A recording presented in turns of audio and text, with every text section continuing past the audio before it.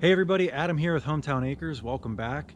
What we're going to be talking about today is proper forest management. And before we get into anything, I do want to clarify there's a huge difference between forest management and wildlife management. And what we're talking about today is grapevines and the damage they can do to a timber stand.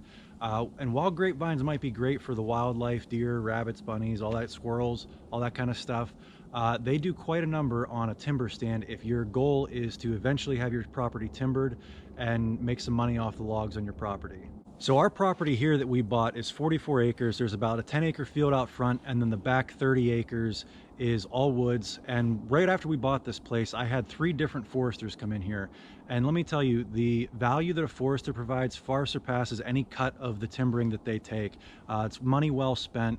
But what I did was I drove all 3 of them back through here, took a look at all the trees that we had them give me an idea of what I could do to improve the timber stand here, and just to give us an idea of how close or how far away we might be from timbering. And what they told us for this 30 acres of woods here is it was timbered back in 2006, and they said that we're probably still another 5 or 10 years away from being able to timber. He said we have some definitely valuable trees here, but he said they're kind of just now starting to get to be valuable. They're about 18 or 20 inch, quite a bit of red oak trees. We've got some cherry and some other trees here too, but we have a really nice population of red oak trees. And he said they still have a long time to go before they're going to be to the point where they're too big, where we need to take them out because the center is going to rot out and we're going to lose the trees of natural causes. He told us that this property here, the way it sits now, they could come in here and timber now and probably get us $5,000 or $10,000 just for taking out the junk trees. And when I say junk trees, I'm talking about 2 different types of trees. Obviously the ones that are all twisted, but also any of the trees that there's more than one stem coming out of the same trunk. They refer to them as bouquets, because obviously a flower bouquet, you've got all kinds of different stems coming out of the same trunk. But yeah, he said, you know, if you're not in trouble for money, he said, I would recommend just letting it go for now. He said probably another 5 or 10 years, you'll be ready to timber and you'll get a nice chunk of change out of this 30 acres. So we had 3 different foresters all tell us the same thing. One, if you're patient, it'll pay. And they all said about 5 to 10 more years on this property. And all 3 of them also said you need to get these grapevines cleared up, because we have patches where it's pretty clear, but we also have some patches where the grapevines are pretty nasty and gnarly. So that's what we're going to try to do here in the wintertime, is to start tackling these grapevines over the next couple years and really clean this property up so when we do timber it, we don't have any damaged trees, and it'll be easier to get the equipment in here to do the timbering. All right, so I do want to also disclaim that I am not a professional. I'm not a forester or anything. This is all research I've done on my own to try to better my timber stand when we do go to timber. So things that I've learned when it comes to taking down grapevines is you want to cut it in 2 different spots. You want to cut it as close to the ground you can, and then again at about shoulder height to make a good clean cut in between. And that way it also helps you know which ones you've cut and which ones you haven't cut. And then they do also recommend that you spray both ends of the grapevine with some side of herbicide to keep it from growing back. But they did say that in the wintertime, all the water that's in here is just going to, when it freezes, it's going to push that herbicide back out the ends. So it's kind of a waste of time to do it in the wintertime.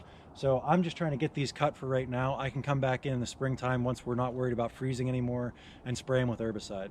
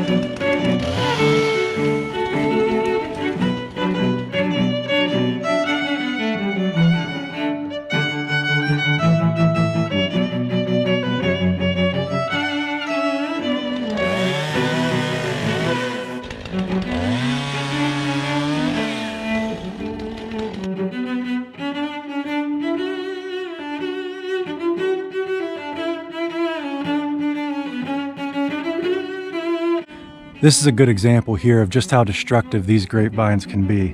This is an ash tree, so this one might have come down on its own anyway just because of the emerald ash borer. But even without the emerald ash borer, this tree would have come down eventually with these grapevines anyway. But my God, this thing is tangled up.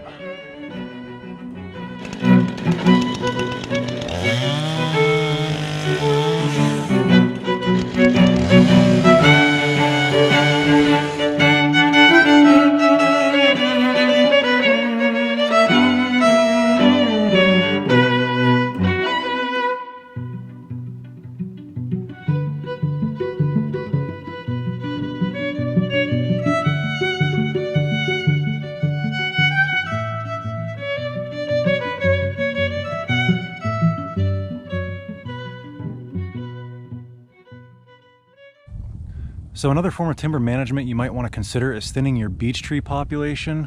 While this beech tree here has a pretty large diameter and is pretty straight and it doesn't have any branches until about 25 feet up, it's still not that valuable of a lumber for timbering. And it's really more of a nuisance too, because as I learned from the forester, even though beech trees drop beech nuts, that's not really how they populate. They actually populate from their root base. So if you look at the base of that beech tree right there, and you look over here, there's all these saplings all around the base of this beech tree, and they're all growing up from the root base of this beech tree here. And while beech trees are not valuable for their timber, they are actually pretty good firewood. So that's gonna be something I'm gonna handle in the future. But before I get to thinning beech trees, I need to get my grapevine situation under control.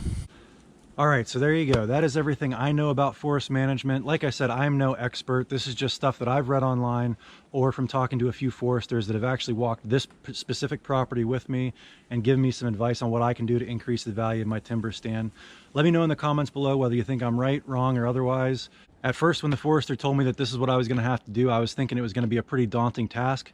But after being out here for about an hour and getting almost an acre done, I don't think it's really gonna be that bad. Like I said, the whole 30 acres of woods that I have here, it's not entirely covered in grapevines. There's patches here and there. So it's not gonna take me 30 hours to do this. But anyway, I hope you enjoyed this video. Click that like button and subscribe to the channel. Thanks for watching.